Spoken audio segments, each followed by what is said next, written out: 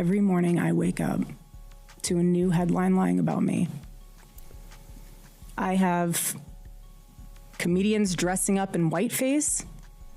I have people saying I'm not fit to be CEO. And I have Candace Owens claiming I murdered my husband. And the list goes on and on and on. What are you going to ask her? At the bottom here, you can see I said, I'm asking everything. First question, why did you murder your husband? Cry emoji. And I have made a lot of claims about you lying, and I stand by the claims that I have made on this show. This is not just the story of one woman trying to save her reputation. This is the story of an empire crumbling from the inside out. Every move Erica Kirk has made to soften her image has blown up right in her face. Because while she's busy playing the victim, sources are digging deeper. And what they're finding is jaw-dropping. A direct link allegedly connecting her to Jeffrey Epstein. A direct link allegedly connecting her to her own husband's assassination. April 29th, White House correspondent dinner. Erica Kirk and FBI Director Kash Patel. Same room, same night. And according to insiders who were there, she was all smiles, hugging him. And when the chaos broke out, Kash Patel personally escorted her out. Let that sink in.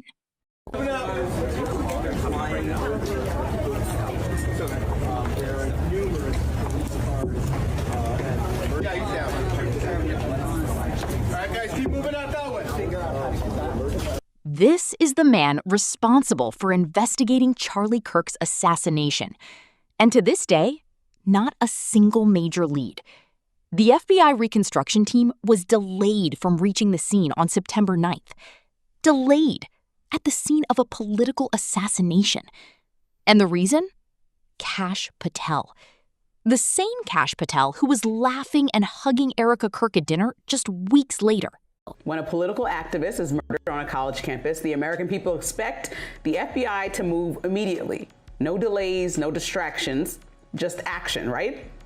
Now, there are serious allegations that in the aftermath of the assassination of Charlie Kirk at the Utah University, the FBI's elite shooting reconstruction team was delayed in getting to the scene, not because they were not ready, but because of a pilot shortage tied to FBI Director Kash Patel's use of Bureau aircraft.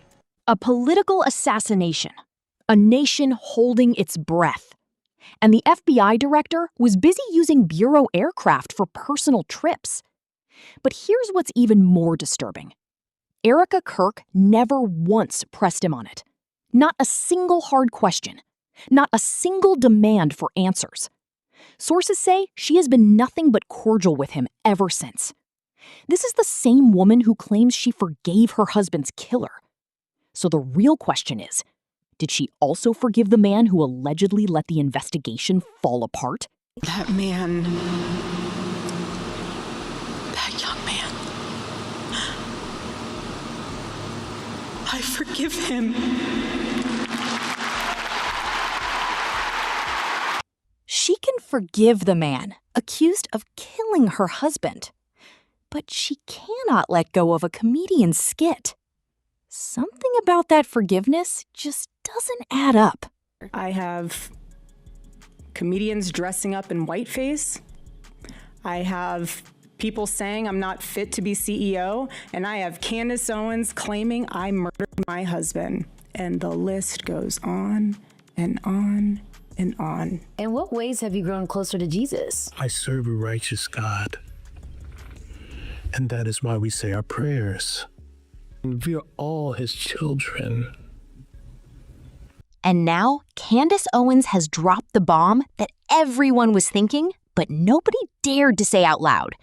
That so-called attack at the White House correspondent dinner, Candace is calling it staged. And the cameras? They were perfectly in position, right on time to catch Erica walking out in tears. Everything was just a little too perfectly timed.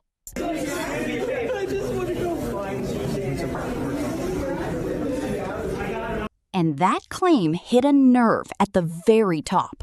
The president fired back, posting an edited image of Candace on the cover of Time magazine as Vile Person of the Year. The caption read, "Candace Owens' stock has fallen a long way. Without verification, she is an extremely low IQ individual." But behind that post, one name, Laura Loomer. And what Laura had to say about Candace was something else entirely. Brace yourself.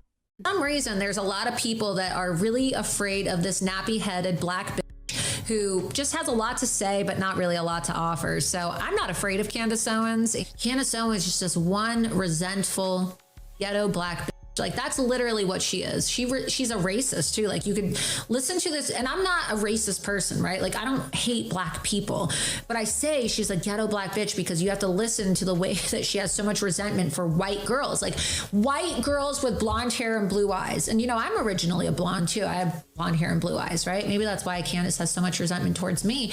That was not just a personal attack.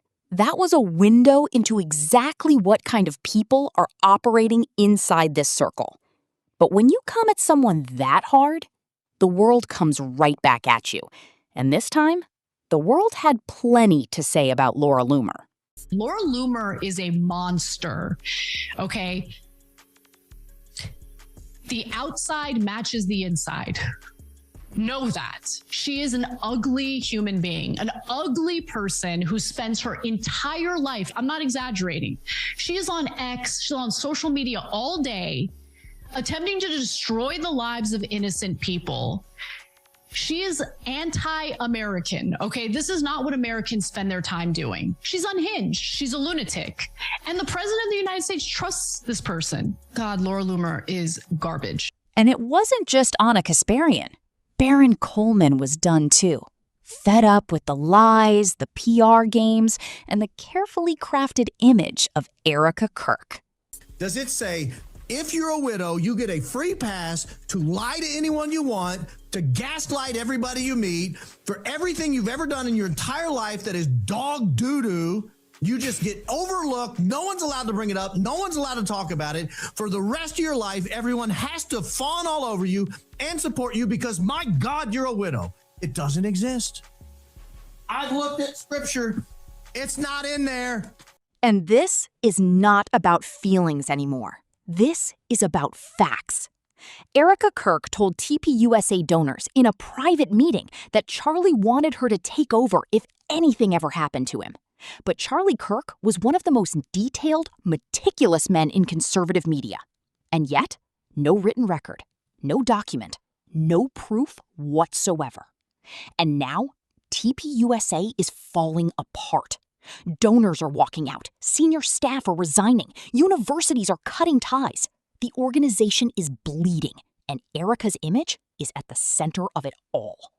But it goes much deeper than her image.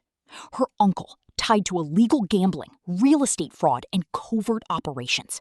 Her connections to the Rothstein and Rothschild families, both allegedly linked to organized crime. Her time at the Corkran Group, a corporation directly linked to Jeffrey Epstein, the very company that helped procure his infamous island, Little St. James. Her work with Next Model Management, an agency allegedly used to groom models handpicked by Ghislaine Maxwell for Epstein and his associates. And now, the most chilling allegation of all, a 15-year-old girl, Jillian Falcon, and claims that Erica Kirk was allegedly grooming her and attempting to lure her in. Every single piece, once scattered, is now connecting. And according to sources on the ground, Candace Owens is the glue holding it all together. The propaganda machine built around Erica Kirk is finally crashing down. The truth is rising to the surface. And this is only the beginning.